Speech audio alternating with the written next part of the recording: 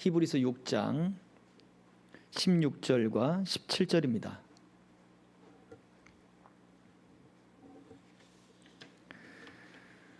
자, 우리 함께 봉독할까요? 시작. 사람들은 자기보다 더 큰 자를 가리켜 맹세하나니 맹세는 그들이 다투는 모든 일의 최후 확정이니라. 하나님은 약속을 기업으로 받는 자들에게 그 뜻이 변하지 아니함을 충분히 나타내시려고 그 일을 맹세로 보증하셨나니. 아멘. 자, 하나님도 맹세로 그 일을 보증하셨다. 하나님이 맹세하심으로 그 일을 확정하셨다라고 말해주고 있는 것과 같아요.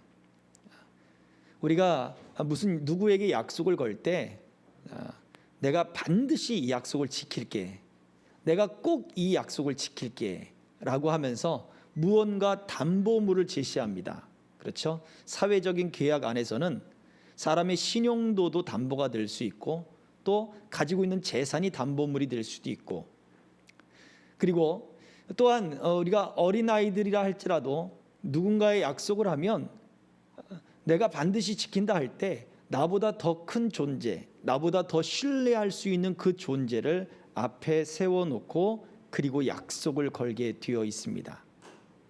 그래서 내가 그 약속을 안 지키면 내가 너의 심부름을 들어줄게, 네가 나의 형이야, 뭐 그런 이야기들 우리 많이 하잖아요. 마찬가지입니다. 맹세로 그것을 보증했다. 그래서 16절엔 뭐라고 얘기하냐면 이러한 맹세가 그들이 다투는 모든 일의 최후 확정이다. 담보물을 내놓고 맹세를 딱 맺음으로 야 그래 그러면 이제 이것으로 끝이야. 약속을 지키면 되는 것이고 약속을 못 지키면 그 담보물은 내 거야. 그렇게 되는 거겠죠. 일에 확정을 해버린 거예요. 서로 분쟁이 있고 다투는 것들을, 그리고 논쟁을 벌이던 것들을 딱 끝맺음을 해버리는 거예요. 그래서 그것이 최후 확정인데, 자, 하나님이 중요한 것은 하나님도 우리에게 맹세를 하셨는데 더 큰 자가 없으니까 나는 나다 라고 하나님이 자신을 가지고 맹세를 하신 거예요. 나는 천지를 만드신 여호와다. 나는 너희를 구원한 여호와다. 나는 너와 함께하는 여호와다. 이렇게 하나님이 자기 자신을 우리에게 내어주면서 사람이 가질 수 있는 의심들, 사람이 하나님께 던질 수 있는 그런 분쟁들을 하나님이 딱 종지부를 찍어버리셨다고요. 자, 중요한 것이 무엇입니까? 하나님이 자신을 우리에게 주셨어요.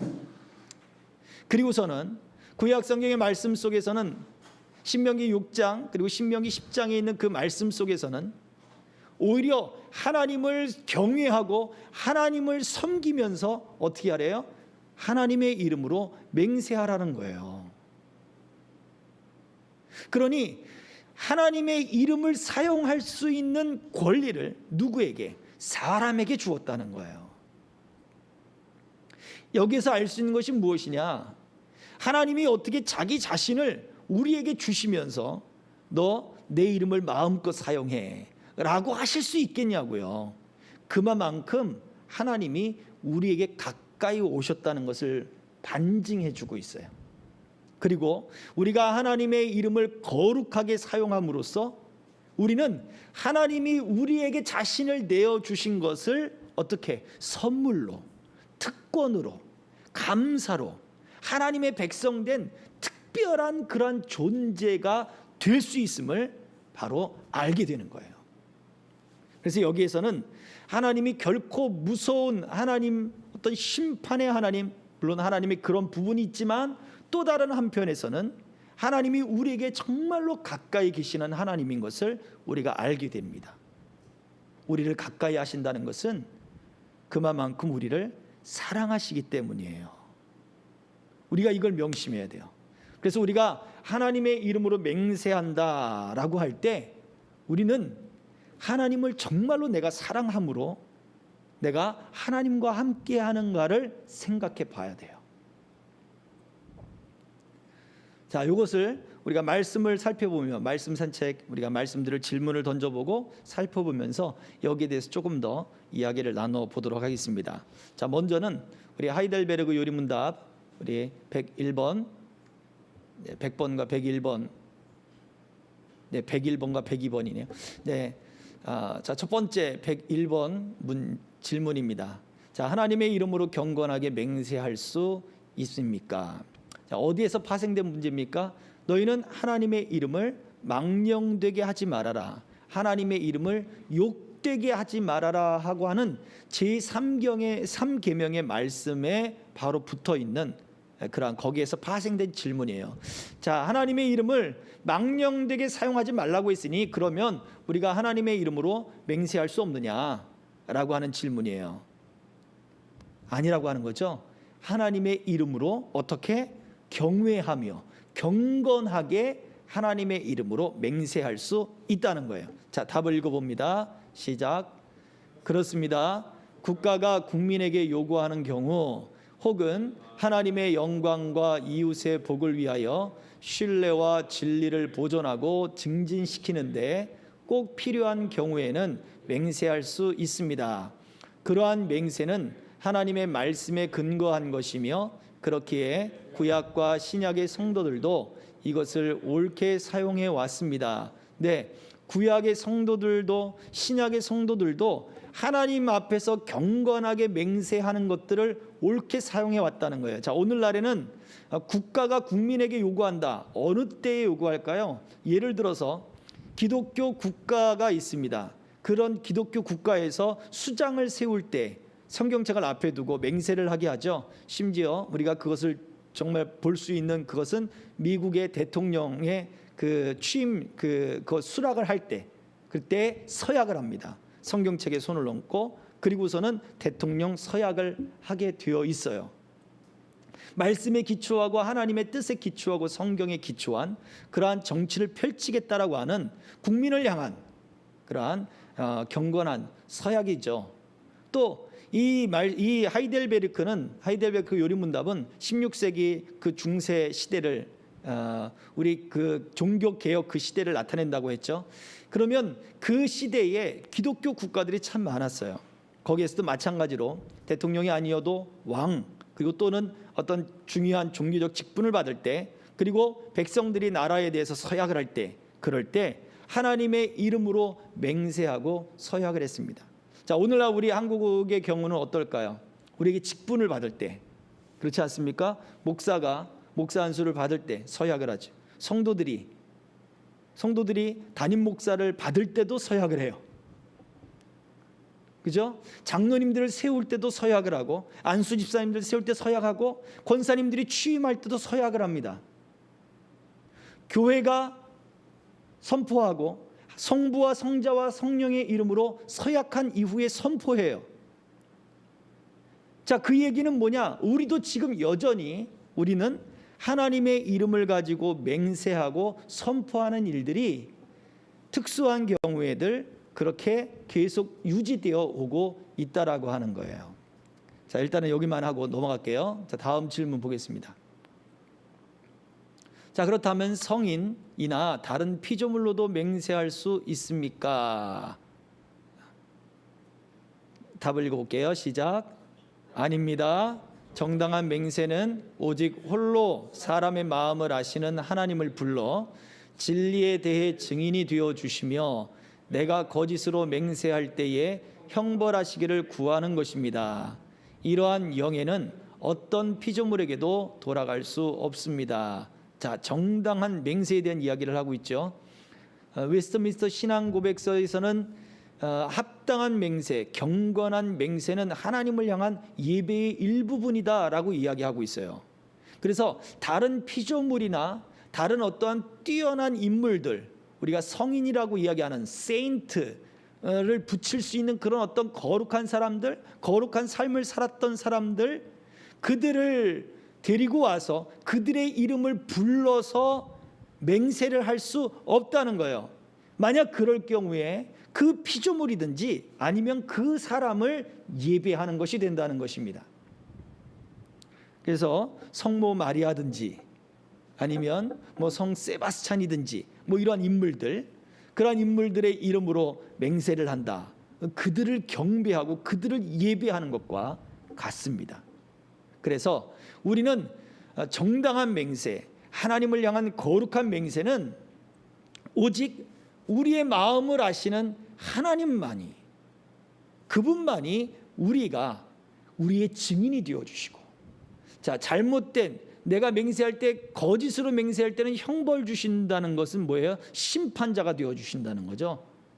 서로 상대방이 맺을 때 교회가 성도들과 또는 목회자가 그 어떤 그 서약들을 하고 그렇게 살아갈 때 하나님이 심판자로서 양측을 다 보시는 거예요.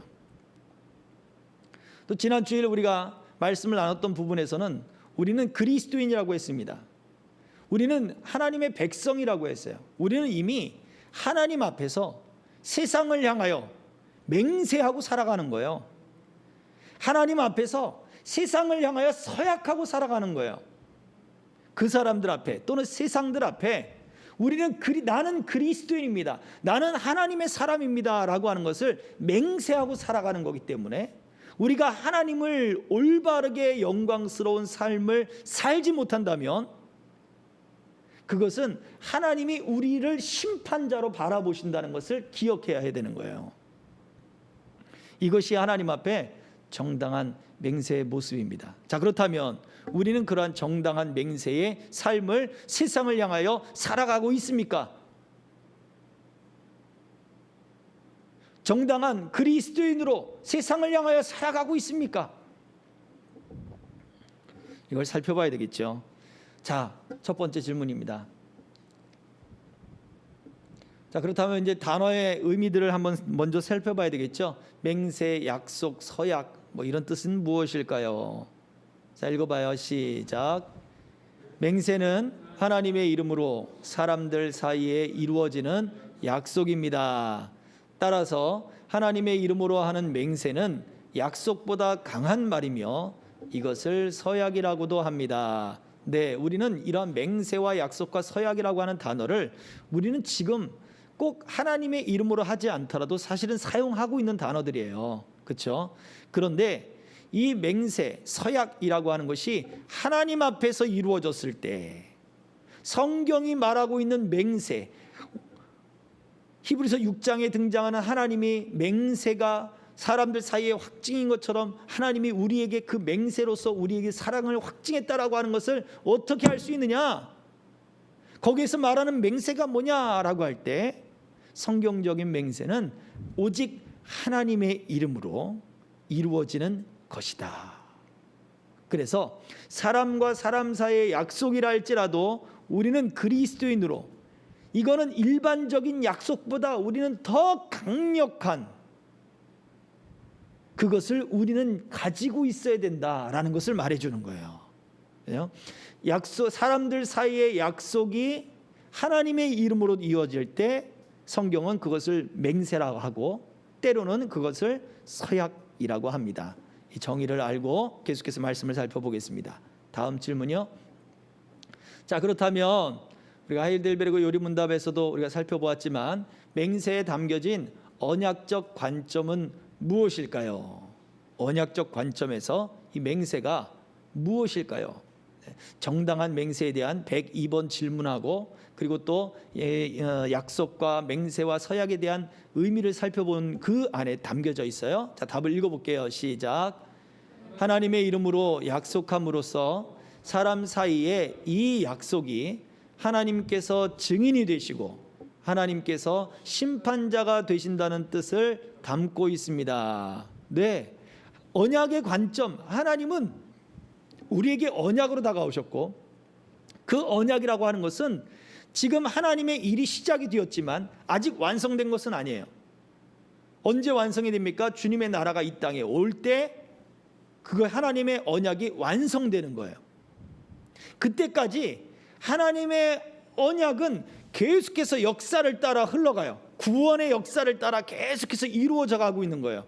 그래서 창세기 1장부터 11장까지는 사람들이 구분을 할 때 일반적인 역사라고 이야기합니다. 어떻게 지구가 만들어졌고 어떻게 인류가 만들어졌고 어떻게 인류가 흩어졌는가, 뭐 그런 이야기들을 다루고 있는 것이 창세기 1장부터 11장까지잖아요. 그 다음에 11장에 드러나는 족보 속에 아브라함이 나옵니다. 그 아브라함의 때에서부터 창세기 12장부터 마지막 때까지의 역사를 뭐라고 얘기하냐면 구원의 역사다라고 이야기해요. 하나님이 왜 그것들을, 사람들을 만들고 이 세상을 만들어서 하나님이 그럼 사람의 인류의 역사를 통해 무엇을 해나가기를 원하시는가? 그래서 성경은 그냥 역사적인 순서를 배열해 놓은 것이 아니에요. 하나님의 구원이, 하나님의 언약이 그 구원 역사 가운데 어떻게 이루어지고 어떻게 진행해 나가는가를 보여주는 역사예요. 그래서 언약적 관점이라고 하는 것은 바로 그것입니다. 하나님이 우리에게 무엇을 요구하시고, 그리고 왜 우리와 가까이 하시고 왜 우리를 이끄시는가를 말해주는 것이기 때문에 그래요. 하나님은 저와 여러분들이 이 땅에서 그리스도인으로 살아갈 때 하나님이 우리의 삶을 뭐로? 첫 번째, 증인으로 바라보시는 거예요. 그래서 우리가 하나님을 향하여 얼마나 우리의 외면이 아니라 우리의 내면이 하나님을 향하여 얼마나 순전했는가, 우리의 외면적 삶이 그 순전했던 그 마음을 어떻게 열매를 맺었는가에 대해서 하나님은 증인이 되신다는 거예요. 그래서 마지막 심판의 때에 증인 되신 하나님이 보상해 주실 거예요. 위로해 주실 거예요. 하나님이 갚아 주실 거예요. 또한 심판자가 된다는 것은 보상의 반대적인 개념일 수 있어요. 하나님 앞에 신실했던 사람들에게는 보상이지만 하나님 앞에 신실하지 못한 사람들에게는 하나님의 형벌이 기다리고 있다는 거예요. 하나님은 우리의 삶을 증인과 심판자로서 우리를 바라보셔요. 그 하나님이 우리와 함께하는 거예요. 우리는 이 약속 안에서, 이 언약의 약속 안에서 우리가 살아가는 것입니다. 이게 언약적 관점이에요. 그 관점에서 바라보는 맹세요. 그 관점에서 바라보는 우리의 삶입니다. 자, 세 번째, 잠언서 2장 17절에 이야기하고 있는 젊은 시절에 짝을 버린 음녀의 문제는 무엇인가요? 기억나시나요? 젊은 시절에 짝을 버리고 하나님의 언약을 저버린 그런 여인에 대한 이야기를 잠언서 2장 17절을 하고 있죠. 그는 젊은 시절에, 읽어봐요. 시작. 그는 젊은 시절에 짝을 버리며 그의 하나님의 언약을 잊어버린 자라. 자, 다음 계속해서 읽어봅니다. 하나님의 이름으로 한 혼인 서약을 깨뜨림으로써 간음이라는 죄의 무게보다 하나님의 이름을 훼손했다는 점에서 죄가 더 크고 무겁습니다. 자, 간음이라는 죄 자체도 하나님 앞에서 행해진 맹세이거든요. 서약이거든요. 성부, 성자, 성령의 이름으로 부부가 되었음을 선포합니다 하고 선포하잖아요. 근데 그걸 깨뜨렸어요. 이것만 해도 죄가 큰데 그 죄로 하나님의 이름으로 맹세한 서약을 깨뜨렸으니 하나님의 이름을 거짓되게 사용한 거예요. 거짓 맹세를 한 거예요. 그리고 그 이름을 욕되게 만들어 버린 거예요. 그러니 간음이란 죄보다 무슨 죄? 하나님의 이름을 욕되게 하지 마라, 망령되게 하지 마라는 그 말씀을 깨뜨려 버린 거예요. 그래서 하나님을 향한 죄이기 때문에 더 크고 무서운 거예요. 이 얘기는 무슨 얘기 해줍니까? 이 젊은 시절에 짝을 버린 이 음녀의 문제는 하나님의 이름으로 했던 맹세가 단순히 그냥 어떠한 공식적인 서약, 어떤 그것에만 있는 것이 아니라 바로 우리의 실제적인 삶의 문제라는 걸 이야기해 주는 거예요. 우리가 가볍게 생각하는 문제일 수 있어요. 사람 사이에 간음죄도 없어졌으니까, 지금 간음죄가 없어졌어요. 간음죄도 없어졌으니까 그냥 민사로 보상만 해주면 돼. 최고 많이 보상해 주는 게 3천만 원이면 그거 죽으면 끝이에요. 가정을 깨뜨리고 자녀들의 인생에 대해서 먹구름이 되어버린 그 가정을 파탄시킨 그것을 소송을 걸어서, 민사소송을 걸어서 그 원인이 완전히 한편에 있다. 법정 최고형이 겨우 3천만 원인 거예요. 그 끝. 그 사람의 그 상처와 그리고 가정이 깨지고 부모가 갈라서고 자녀들이 인생에 대해서 후회스럽고 죽고 싶고 하는 그러한 것에 대한 보상은 아무것도 없어요. 지금 현재로서는. 그러면 돈이 많으면 그냥 3천만 원 주고 3천만 원 쓰니까 3천만 원 주고 아마 하면 되나요? 그런데 그것보다 더 큰 문제가 있다는 거예요. 우리에게는 하나님이 내 삶의 증인자가 되는 거고 하나님이 내 삶의 심판자로 계시다는 것을 우리는 알아야 되는 거예요. 우리는 그리스도인으로 이 땅을 살아갑니다. 그리스도인으로 결혼을 하고 그리스도인으로 부모가 되고 그리스도인으로 직분자가 되고 그리스도인으로 성도가 되며 살아가는 거예요. 그러므로 우리가 이 서약을 했다는 것은 하나님의 이름 안에서 했다는 거예요. 하나님의 이름을 영광스럽게 해야 할 책임이 있습니다. 이것은 굉장히 크고 무거운 책임이에요. 저 여인은 어떻게 됐어요? 18절을 보면 18절 19절을 보면 그래서 죽음으로 기울어 버린 거예요. 죽음으로 기울어 버렸어요. 그 책임이 무거워서 죽음으로 그 결과는 겨우 마침내 그 결과는 사망이다라는 것을 성경은 분명히 말해줍니다. 자, 다음 볼게요. 하나님의 이름으로 맹세하는 것이 우리의 삶 속에서 가지는 중요한 의미가 무엇일까요? 읽어봅니다. 시작. 십계명이 복음과 함께 선포된 언약의 말씀임을 생각할 때 마음으로 사랑하는 것이 없이 외적인 순종을 찾으시는 것이 아니라 하나님을 사랑함으로써 모든 계명을 마음으로부터 지키는 것을 요구하신다는 것입니다. 네, 우리가 그리스도인으로 맹세했다, 그리스도인으로 살아간다, 그 이야기는 결국 외적인 순종이 하나님이 그걸 찾으신다는 게 아닌 거예요. 마음으로부터 하나님을 순종하고 하나님을 사랑하고 하나님을 사랑함으로 내가 그 말씀들을 지켜나가겠다라고 하는 것을 하나님이 그런 사람을 찾으시는 거예요. 그래서 예수님이 사마리아 여인을 만났을 때 이 산에서도 말고 저 산에서도 말고 하나님은 영으로 예배하는 자를 찾는다라고 말씀하신 이유가 바로 여기에 있습니다. 마음으로부터 하나님을 사랑하고 사랑하는 마음으로 모든 계명에 순종하는 삶이 되기를 주의 이름으로 축복합니다. 아멘. 자, 다음이요. 하나님의 이름으로 맹세하는 것에서 하나님이 나와 함께 하신다는 의미가 뭘까요? 자, 하나님 그렇다면 하나님이 나와 함께 하신다. 그 맹세에 대한 의미 속에서 그게 어떤 의미일까요? 자, 읽어봐요. 시작.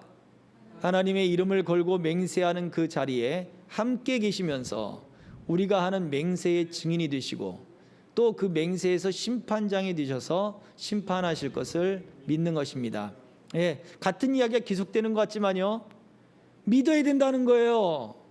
하나님의 이름으로 맹세했으니까 하나님의 이름을 부르면 하나님의 이름을 부르는 그 자리에 나도 그들 중에 함께하리라 주님 말씀하셨잖아요. 이걸 왜 안 믿어요? 믿어야 되는 거예요. 그래서 우리가 하나님의 이름을 부르고 하나님의 이름으로 우리가 예수 그리스도의 이름으로 기도하잖아요.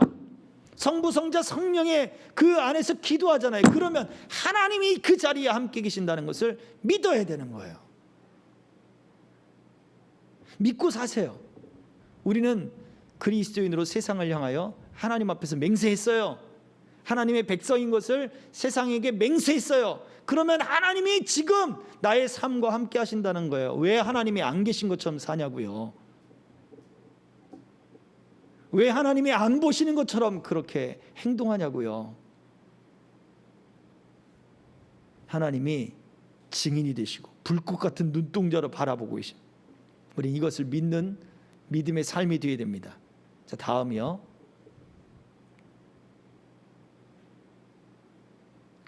하나님께서 자기 이름과 함께 그 맹세의 자리에 임하시면 그 자리는 예배의 자리가 된다는 의미가 무엇일까요? 읽어봅니다. 시작. 맹세하는 것은 높이는 행위요, 높이는 행위가 바로 예배이기 때문이며 하나님의 이름으로 맹세할 때는 하나님을 경외하면서 하라고 하셨습니다. 네, 신명기 6장 10절에서도 이야기했어요. 모세가 하나님을 경외하면서 그리고 섬기며 맹세하라고 했습니다. 그냥 헛된 말로 맹세하라 하지 않았어요. 하나님을 경외하고 그리고 그 경외하는 마음으로 섬기면서 맹세하라 그랬어요. 맹세는 하나님을 높이는 거예요. 나보다 높은 존재를 부르는 거예요. 그래서 우리가 그리스도인으로 산다라고 하는 것은 바로 그리스도인의 삶이 예배가 되는 거예요. 그리스도인 학생이 된다. 여러분, 공부하는 게 삶의 예배가 되는 거예요. 새벽 이슬 같은 청년이 되겠다, 성경에 말하듯. 그러면 그리스도인 청년이 되는 것, 청년스럽게 다른 세상의 청년들이 사는 방식이 아닌 그리스도인 청년들이 살아가는 삶의 방식으로 사는 것, 그게 여러분이 하나님께 예배하는 거예요. 그리스도인 직장인이 되겠습니다. 그리스도인 사업가가 되겠습니다. 그렇게 사는 것이 하나님께 예배가 되는 거예요. 이게 그래서 하나님을 높이고 삶에서 예배하는 예배의 자리가 된다는 것입니다. 자, 마지막입니다. 하나님을 경외하면서 하는 맹세가 예배가 되지만 다른 한편으로는 하나님의 큰 사랑을 깨닫게 한다는 것이 무엇인가요? 제가 따로 말씀을 읽고 여러분들에게 설명을 드렸습니다. 자, 다시 한번 정리를 해보면서 읽어볼게요. 시작. 하나님께서 언약의 백성인 우리에게 오시고 우리의 문제를 해결하도록 주님의 거룩한 이름을 사용하도록 선물로 주셨다는 것은 그만큼 우리에게 가까이 오셨다는 것을 알게 합니다. 우리가 하나님의 이름으로 맹세하면 그게 하나님을 높이기 때문에 예배가 되지만 그 안에는 하나님의 사랑을 알게 된다는 거예요. 하나님이 너 내 이름을 사용해서 맹세해 하고 이름을 내어주신 거예요. 이름을 내어줬다는 얘기는 그냥 하나님이 명찰만 줬다는 얘기가 아니에요. 그분의 존재를 준 거예요. 너 이름 부르는 곳에 내가 너와 함께 할 것이야 하고 하나님 자신을 준 거예요. 그러니 우리를 얼만큼 사랑하시기에 하나님 자신을 주셨냐고요. 이것을 우리가 분명히 한다면 우리가 하나님의 이름을 영광스럽게 해야 되는 이유는 하나님이 나를 사랑하셨기 때문인 거예요. 그래서 내가 마음으로 하나님을 사랑하는 마음으로 내가 하나님을 높이면서 하나님의 이름을 부르면서 하나님의 이름을 높이면서 그리스도인으로 살아가는 그것이 하나님을 사랑하는 삶의 모습이에요. 저와 여러분들이 이렇게 하나님을 마음으로 사랑하며 그리스도인으로 하나님의 이름을 높이며 살아갈 수 있는 저와 여러분 되시기를 주의 이름으로 축복합니다. 아멘. 기도하겠습니다. 이 시간에 우리 말씀을 하나님, 그렇게 우리가 하나님 앞에서 사람들 앞에서 서약하고 맹세하며 하나님의 이름을 들고 살아갑니다. 주님, 그런데도 이 믿음이 없이 하나님이 나와 함께 하신다는 믿음이 없이 살아왔던 우리의 연약함을 용서하여 주시고 하나님의 이름을 영광스럽게 하지 못했던 우리의 죄악들을 주님 용서하여 주옵소서. 오직 이 믿음을 가지고 주님을 영화롭게 하는 삶을 살게 하여 주옵소서. 우리에게 믿음을 더하여 주시고 우리 자녀들에게 하나님 이 믿음을 더하여 주셔서 하나님의 영광스러운 이름을 나타내는 하나님의 복된 일꾼들로 성장하게 하시고 우리 성도들의 가정마다 하나님 이 시대에 깨어져가는 가정들의 빛을 비춰줄 수 있는 하나님 복된 가정들 다 되도록 은총을 베풀어 주시옵소서. 특별히 아버지 코로나19로 힘겨워하고 있는 우리 선교사님들과 고립되어 있는 저들의 삶의 가정들을 붙잡아 주셔서 자녀들과 또한 그 가정이 사역 속에 하나님 형통함을 얻게 하시고 영육 간의 강건함을 얻도록 주님 긍휼을 베풀어 주옵소서. 우리 생명길의 동행자 한 가정 한 가정마다 다 주의 은총이 함께 하셔서 참 믿음 안에 성장하도록 하나님의 영광을 드러낼 수 있는 참 믿음의 사람들, 그 믿음을 결단하고 믿음의 삶을 오직 하나님을 사랑하는 사랑으로 하나님 살아내갈 수 있도록 이끌어 주시옵소서. 감사를 드리며 예수 그리스도의 이름 받들어 기도하옵나이다. 아멘. 하늘에 계신 우리 아버지여, 이름이 거룩히 여김을 받으시오며 나라의 임하옵시며 뜻이 하늘에서 이룬 것 같이 땅에서도 이루어지이다.